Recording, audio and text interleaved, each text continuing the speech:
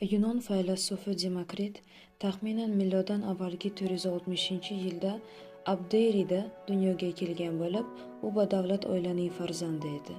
Ammo boylikdan kechib butun umrini kambag'allikda o'tkazdi. Demokrit shahar tashqarisida joylashgan yer ostidagi sag'anada kecha-yu kunduz tinmay ijod bilan mashg'ul bo'lgan. U 50 ga yaqin asar yozib qoldirgan. Falsafa, mantiq, fizika, matematika, texnika, axloq, musiqa kabi sohalarda asarlar yaratgan.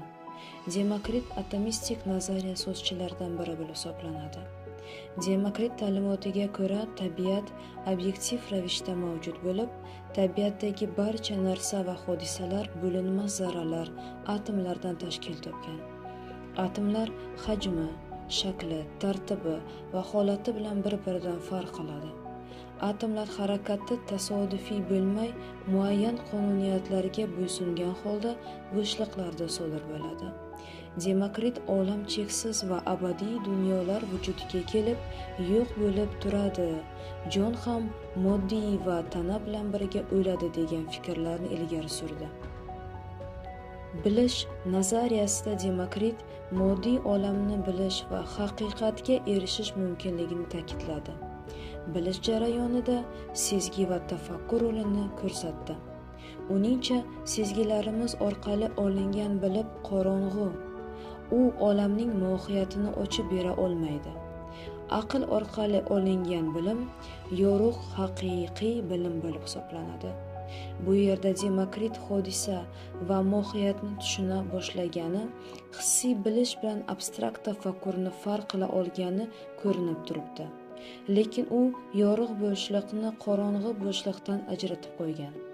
Demokritning bu fikri Lok tomonidan ilgari surilgan narsalarning birlamchi va ikkilamchi sifati to'g'risidagi ta'limotning kurtaki edi.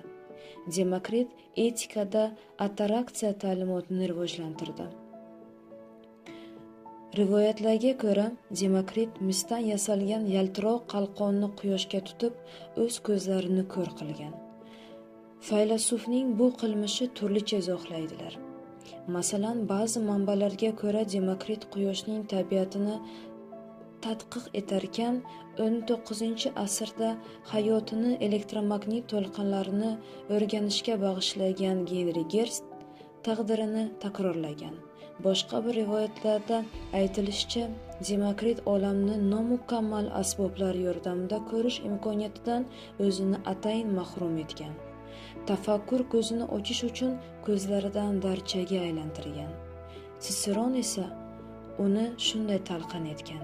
Demokrit o'z-o'zini so'qirlikka mahkum etdi. Chunki faylasuf ko'zning aldamchi manzaralari va to'siqlaridan xalos bo'lgan ong vositasida fikr yuritib, tabiatni mushohada etish va anglash kishiga ko'proq zavq bag'ishlaydi deb aytgan.